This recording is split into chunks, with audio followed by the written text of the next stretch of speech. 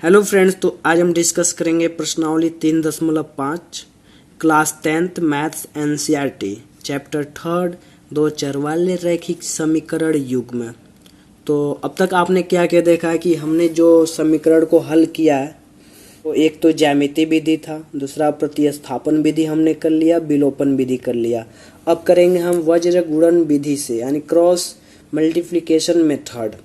ये बहुत ही easy method है। यदि आप कॉन्सेप्ट को एक बार समझ जाते हैं तो आपके लिए बहुत ही इजी हो जाता है। यदि नहीं समझेंगे तो फिर क्वेश्चन करने में प्रॉब्लम होगी।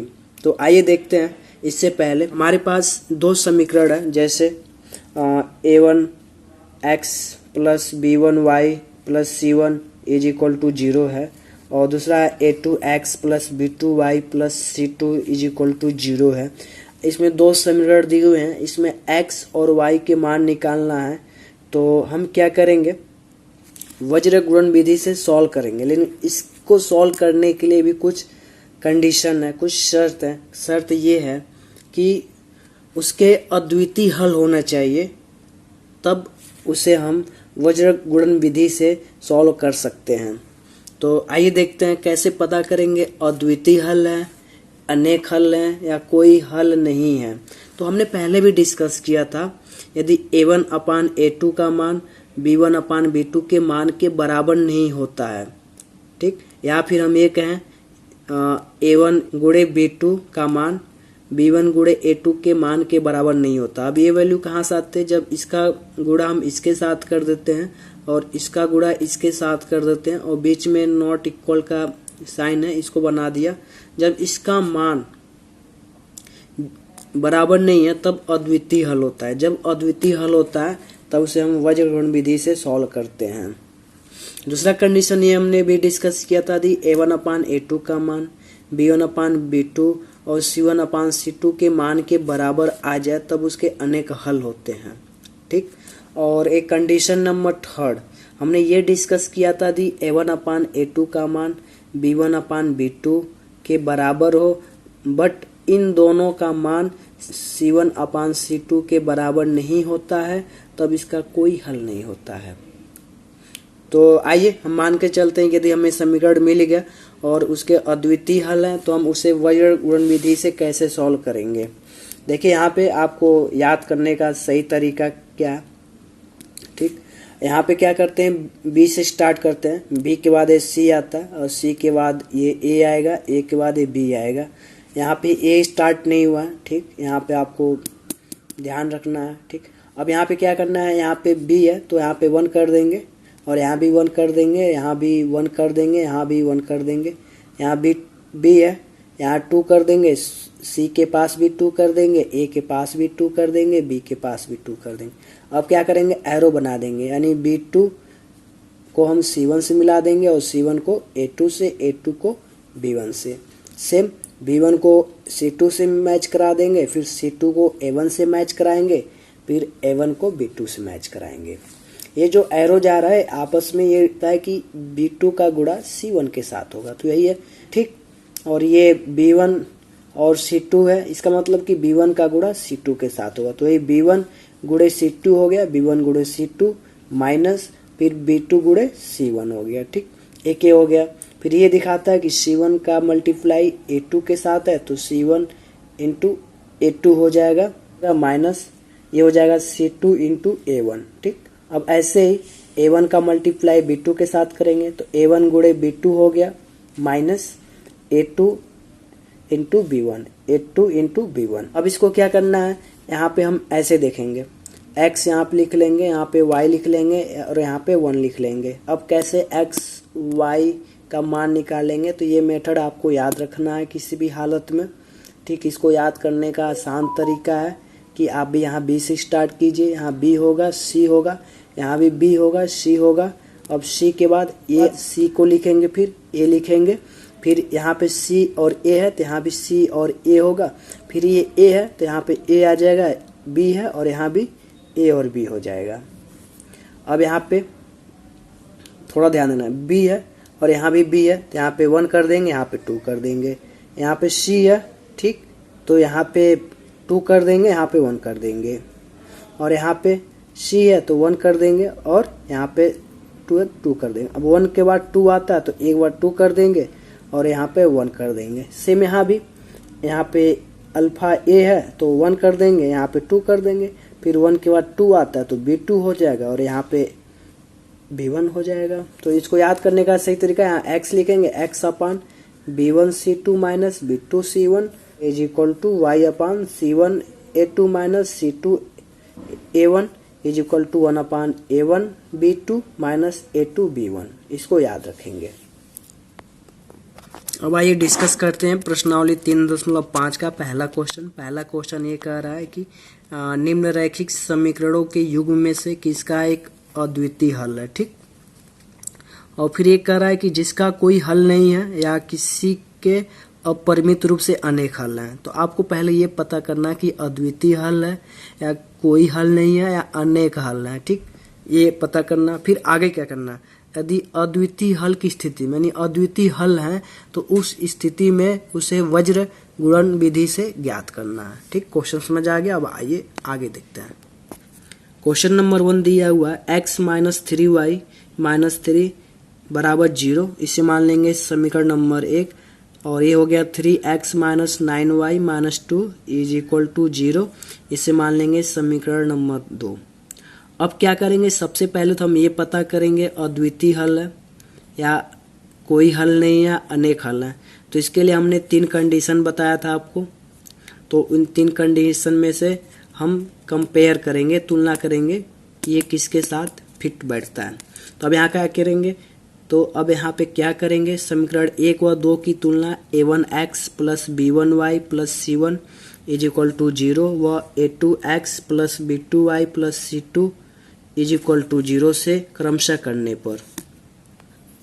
ठीक, तो अब यहाँ पर हम ये देखेंगे x है, यहाँ पे भी x है, तो जो 1 है यहाँ भी 1 है और यहाँ भी 1। ये 1 1 ये दिखाता है कि ये समीकरण नंबर 1 के हैं, और ये 2 और ये 2 और ये 2 ये दिखाता है समीकरण नंबर 2 के लिए माना गया। अब ये क्या करेंगे, यहाँ भी x है, यहाँ भी x है।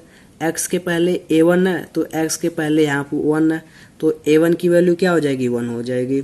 ऐसे ही y से पहले b1 है तो y से पहले -3 है तो b1 की वैल्यू -3 हो जाएगी। और यहाँ पे c1 है तो c1 की वैल्यू -3 तो c1 की वैल्यू -3 लिख लेंगे। ऐसे ही अब क्या करेंगे, यहाँ पे a2x plus b2y plus c2 is equal to 0। यहाँ पे x के पहले a2 है तो यहाँ पे x के पहले 3 है तो a2 की वैल्यू 3 हो जाएगी। और यहाँ पे y से पहले b2 है तो b2 की वैल्यू यहाँ से क्या हो जाएगी, -9 तो -9 हो गई। और यहाँ पे c2 है, c2 की वैल्यू -2 तो यहाँ पे c2 की वैल्यू -2।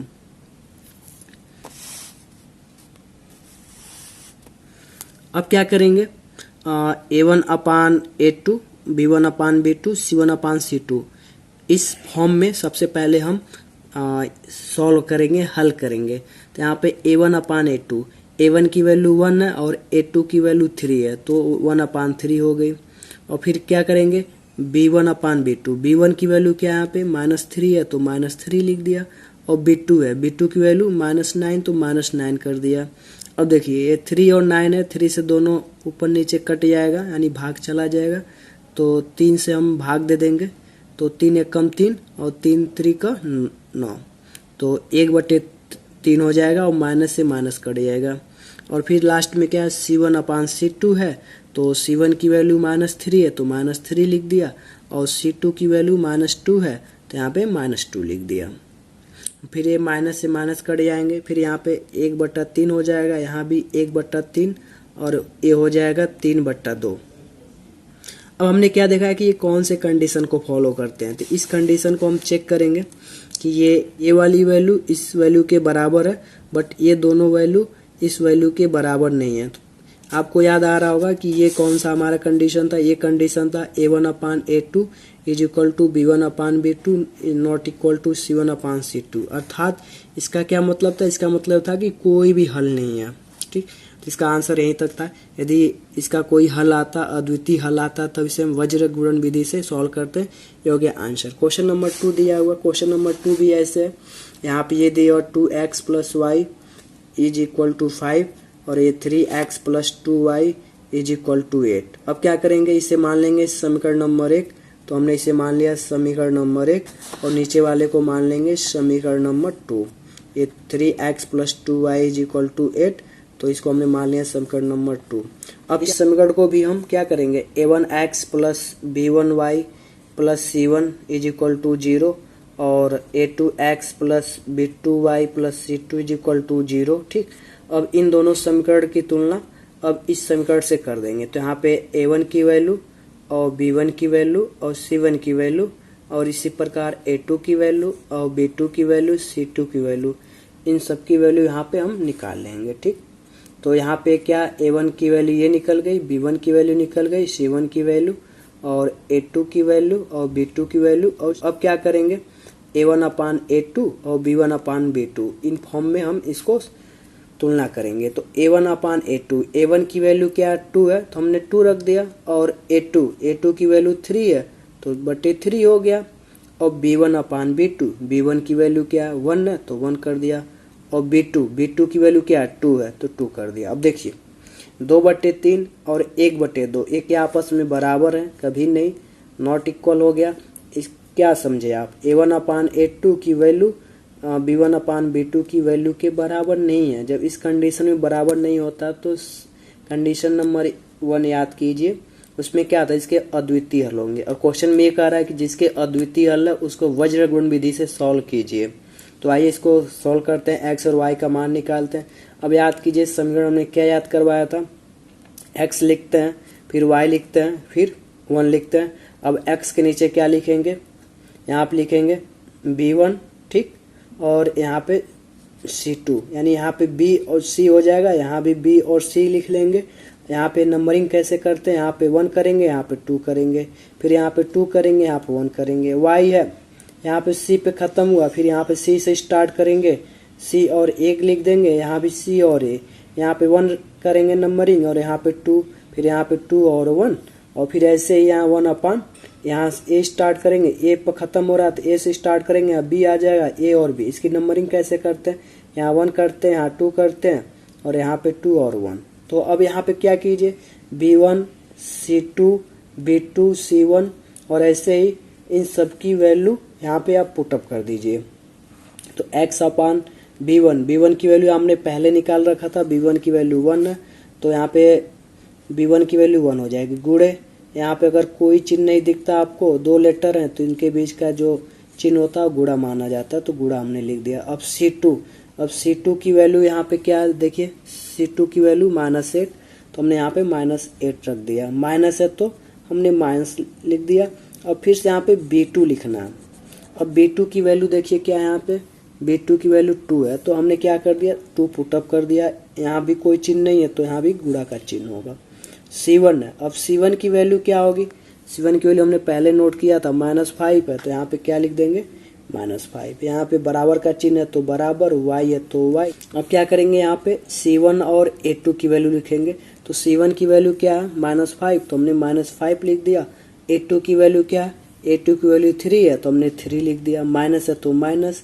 c2 की वैल्यू क्या है -8 तो हमने -8 लिख दिया। और गुणे a1 की वैल्यू क्या है 2 है तो हमने क्या लिख दिया 2, बराबर है तो बराबर, 1 है तो 1।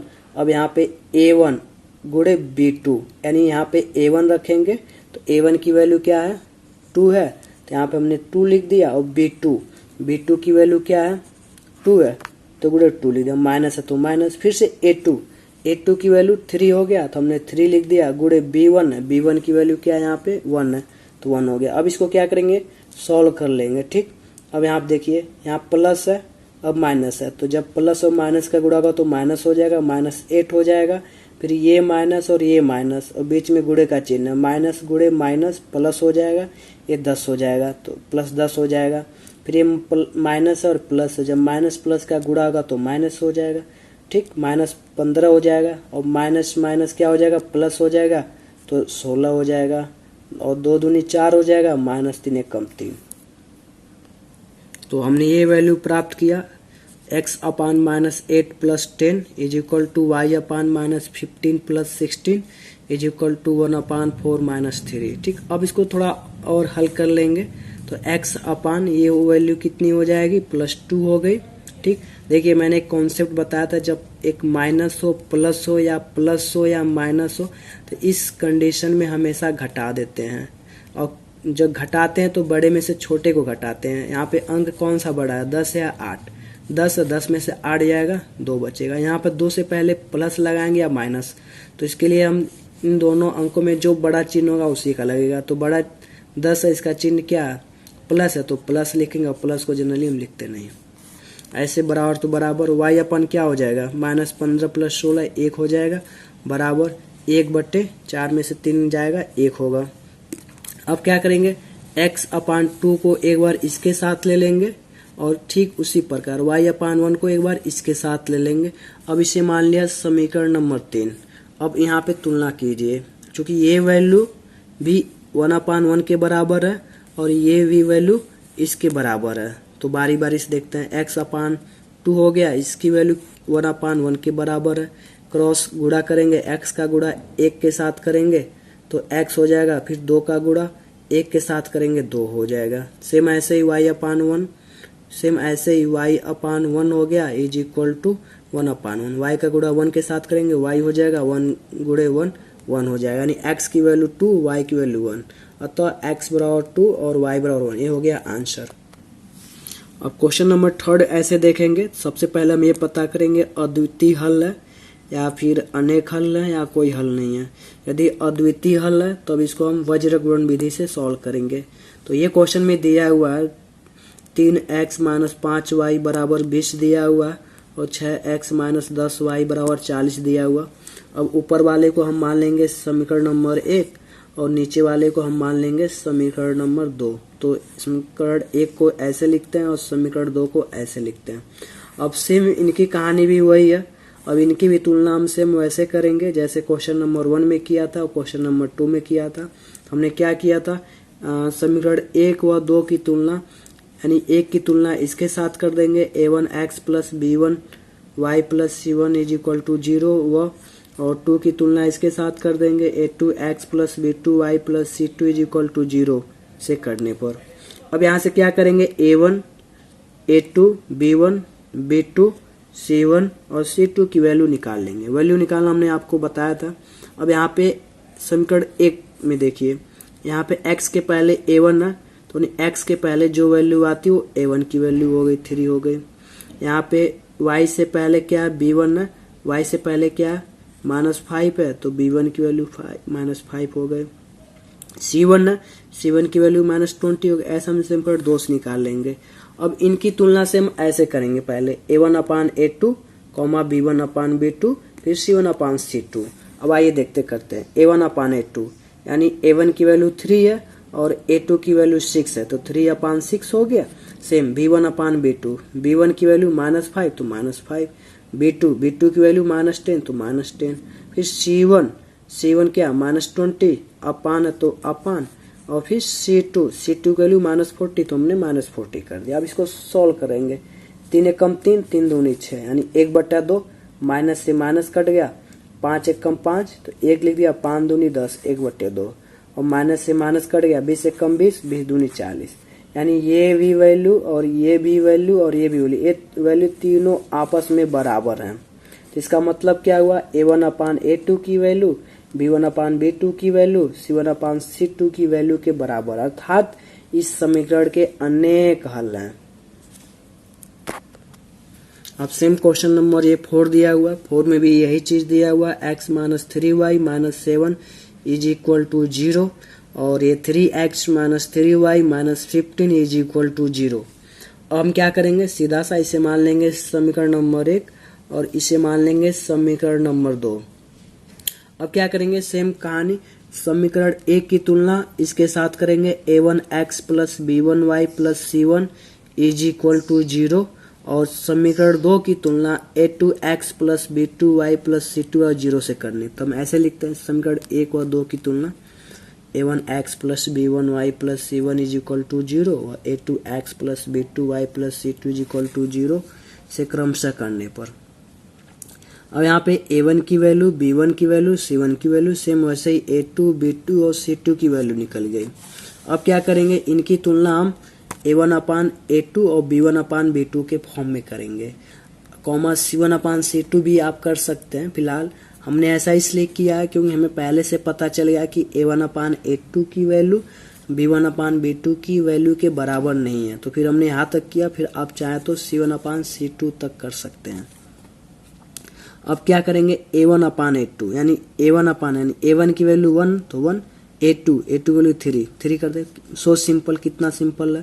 और B1 अपान B2, B1 की वैल्यू -3 तो -3 और B2 की वैल्यू -3 तो -3।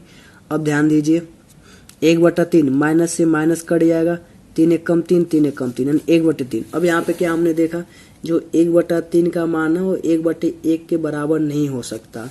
अर्थात हमने क्या समझा, जो A1 अपान A2 की वैल्यू है वो B1 अपान B2 के बराबर नहीं है, अर्थात अद्वितीय हल है। तो हमने पहले डिस्कस किया था, जब अद्वितीय हल होते हैं तो उसे हम वज्रगुण विधि से सॉल्व करेंगे। अब वज्रगुण विधि से सॉल्व करने का तरीका क्या था, यहाँ पे x लिखना होता है, यहाँ पे y लिखना होता है, यहाँ पे 1 लिखना होता है।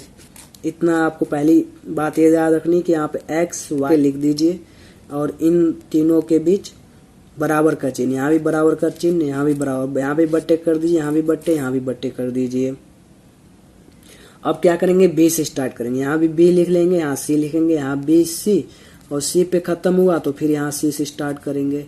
c के बाद आप क्या देखेंगे, c के बाद हमने d तो माना नहीं है तो फिर a पा जाएंगे, तो a लिख दिया, c और a, यहाँ भी c और a लिख दिया। फिर a पर खत्म हुआ तो यहाँ भी a लिखेंगे, b आ जाएगा, a और b। और फिर हमने क्या देगा, यहाँ पे 1 कर देंगे, 1 के बाद 2 आता है, 2 कर दिया, 1 से स्टार्ट किया, 2 किया नंबरिंग। फिर यहाँ पे 2 पे खत्म हुआ, फिर 2 से शुरू करेंगे और यहाँ पे 1 पे खत्म करेंगे। और फिर यहाँ पे 1 पे खत्म हुआ, फिर 1 से स्टार्ट करेंगे, 1 और 2, फिर 2 और 1 और यहाँ पे 1 2 और 2 और 1। तो याद करने का ही तरीका है, x अपान लिख लीजिए, b और c लिख लीजिए, 1 2 कीजिए, फिर 2 1 कीजिए। अब क्या करेंगे, b1 c2 और b2 c1 और c1 a2 और c2 a1 और a1 b2 minus a2 b1, इन सब के मान आपस में हम रखेंगे। तो हमने क्या देखा, b1 की वैल्यू -3 है तो -3 और c2 की वैल्यू -15। देखिए यहाँ पे b1 की वैल्यू -3 तो -3 कर दिया, और यहाँ पे c2 है, c2 की वैल्यू -15 तो हमने -15 कर दिया, माइनस है तो माइनस। b2 की वैल्यू क्या है, -3 तो हमने क्या कर दिया, -3 गुणे c1 की वैल्यू क्या है, c1 की वैल्यू -7 तो हमने क्या कर दिया, -7 बराबर तो बराबर y अपान y। यहाँ पे क्या होगा, c1 गुणे a2, c1 की वैल्यू क्या है -7 तो हमने -7 कर दिया, a2 की वैल्यू क्या है यहाँ से 3 तो हमने क्या करा, -7 गुणे 3, माइनस तो माइनस, c2 गुणे a1। अब यहाँ पे c2 की वैल्यू -15 तो यहाँ पे -15 गुणे a1 की वैल्यू यहाँ से क्या 1 तो हमने 1 कर दिया। अब ऐसे ही a1 का मान रख दीजिए, b2 का मान तो ये आ जाएगा, और a2 का मान b1 का मान रख दे तो ये आ जाएगा। अब इसको थोड़ा सॉल्व कर लेंगे, ठीक। तो माइनस और माइनस प्लस हो जाएगा और 15×45, ठीक। ये माइनस और ये माइनस, ये माइनस, माइनस गुणे माइनस प्लस, प्लस गुणे माइनस माइनस हो जाएगा, और 3 सत्ते 21 हो गया, बराबर तो बराबर। सेम ऐसे y अपान माइनस और यहाँ प्लस 3 के पहले छिपा हो तो माइनस गुणे प्लस माइनस हो जाएगा, 7 3 21, माइनस माइनस प्लस, 15 कम 15 हो गया, बराबर है तो बराबर।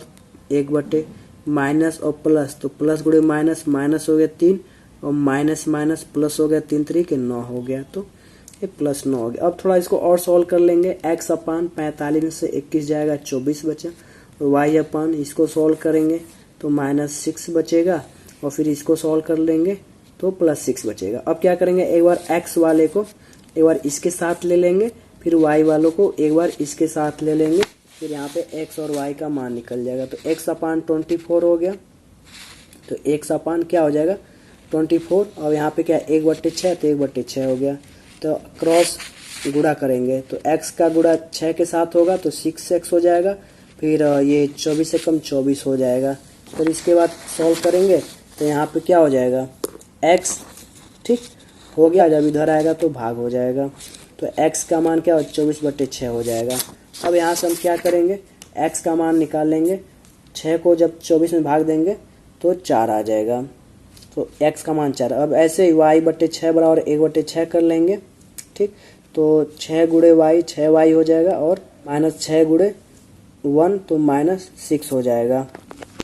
यहाँ तक हो गया ये वैल्यू। और फिर इनको थोड़ा सॉल्व करेंगे, फिर -6y = -6। अब यहाँ भी 6 है और यहाँ भी 6 है, तो 6 से 6 कट जाएगा, यानी ऐसे समझ लिया कि दोनों पक्षों में 6 से भाग देने पर, ठीक। तो अभी क्या हो जाएगा, तो y की वैल्यू 6 से 6 कटेगा तो -1, यानी y की वैल्यू -1 हो गई और x की वैल्यू 4 हो गई, यानी x बराबर 4 और y बराबर -1। ये क्या हो गया आंसर।